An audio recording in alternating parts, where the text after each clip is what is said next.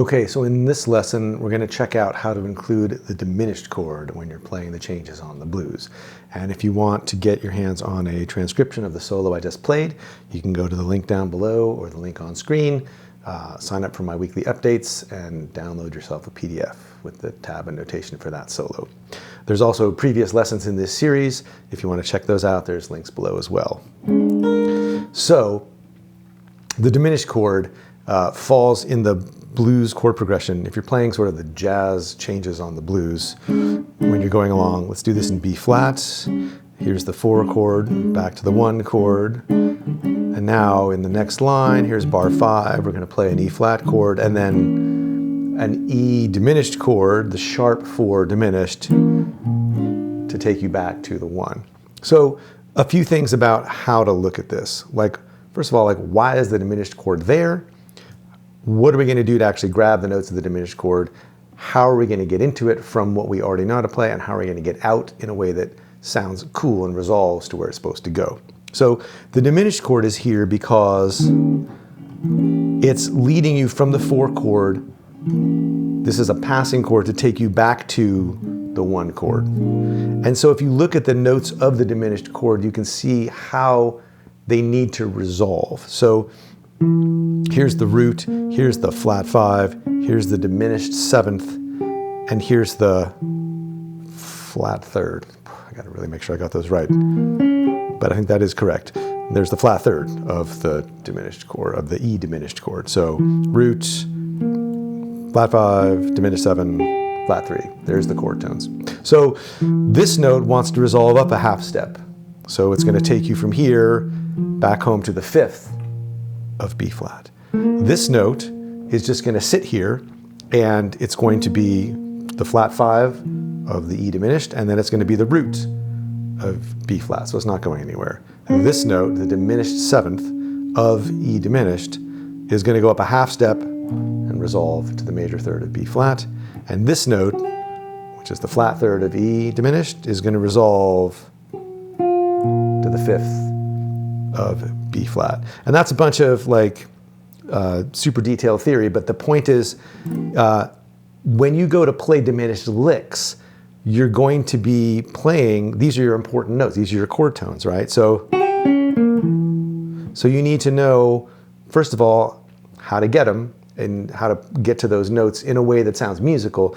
And then once you're on them, like how to resolve them back out to the chord you're going to. Otherwise, it'll just sound like a diminished chord hanging out in the middle of nowhere with nothing to do. No friends, sad, lonely, unwanted. So you want to have diminished licks that actually do something that's going somewhere and has some purpose in life. So if you're playing in this sort of basic blues zone,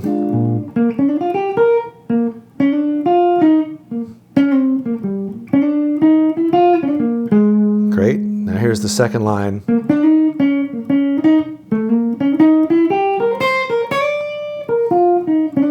There's different ways to think about the diminished sound. The first thing is to realize that when you're on the 4 chord, just playing B flat blues, the blues sound of the 1 chord, goes a long way towards getting the sound of sharp 4 diminished. So let me say that again just so it's clear. If you're in B flat and you play B flat blues, root, flat 3, 4, flat 5, that actually helps to spell out, there's your flat 5 of E diminished, there's your diminished 7th of E diminished, and there is your root of E diminished. So this really innocent, harmless looking blues lick helps to spell out E diminished. So that's like the first and easiest way to get the sound. So if you're going along,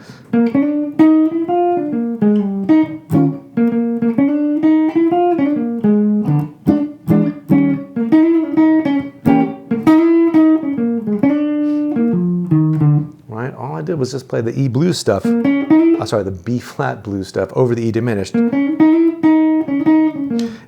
And those sounds are also helping to spell out the E flat 7, right? Here's the 5th and the flat 7 of E flat 7. Now it's the flat 5 and flat 3 of E diminished. So as soon as you hit the 4 chord, that works, and then still works over this. And now you want to resolve that diminished seventh of the E to the major third of B flat.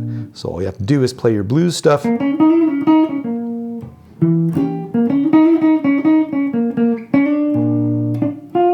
Now, in a way, all you're doing, I mean, if you play blues, you probably already know and or do that intuitively. Play the blues stuff over the 4 and then resolve to the major third when you get back to 1, whether you call it that or not.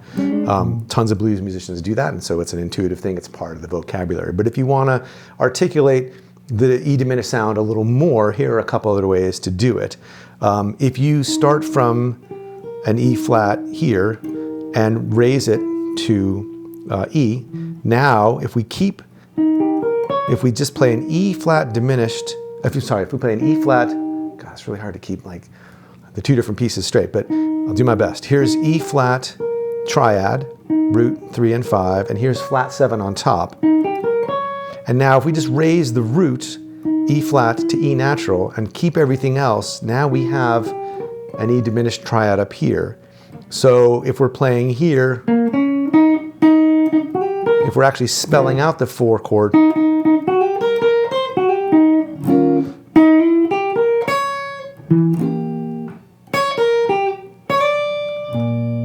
we can get up to there. So we've got this spelling out E flat 7, then spelling out E diminished, and then resolving the flat 3 of the E diminished, I'm sorry, the diminished 7th of the E diminished to the major third of E flat, of a B flat. Seriously, by the end of this video, I'll have it together, I swear. So, right? So now you can take that idea of these 4 notes, and you hear this all the time, like if you ever check out like Charlie Christian and Benny Goodman doing Airmail Special, or like even some of the Bob Wills, the Western swing stuff, you know, with Eldon Shamblin and Tiny Moore and those guys playing electric guitar, electric mandolin. You'll hear these like diminished runs. Well, you can see that that's just the top part of this, and then just going back to here and down to the flat 7, and then, or diminished 7. And you're just running that arpeggio. But all you need is a measure, and then resolve to the major third. So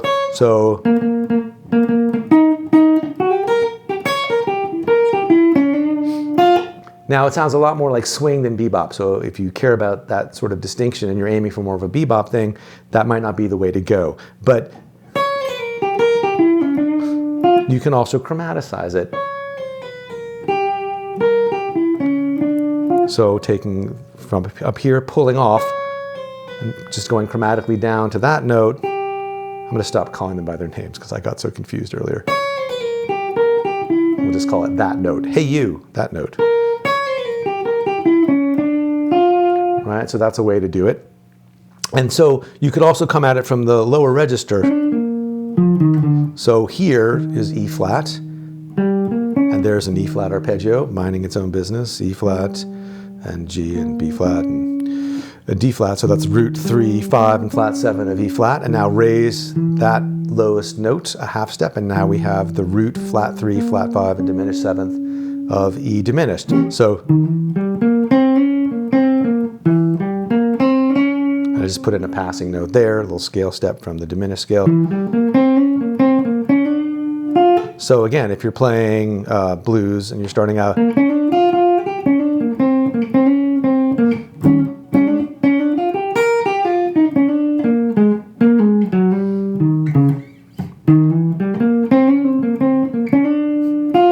so here's my E flat, 3rd, root, and flat 7 of E flat, and then E flat sliding into the diminished lick, and then into the major 3rd of B flat.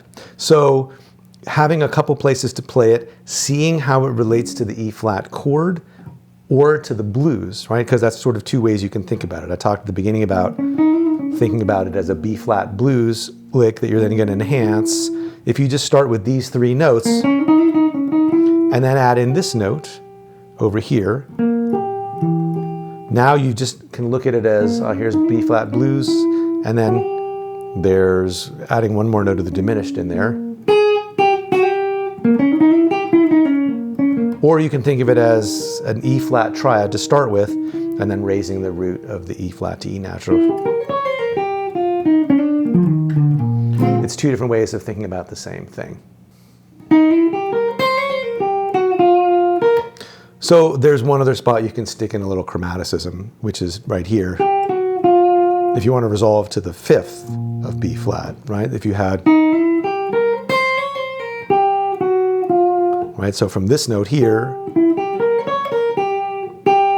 you can resolve downward chromatically to the 5th of B flat. So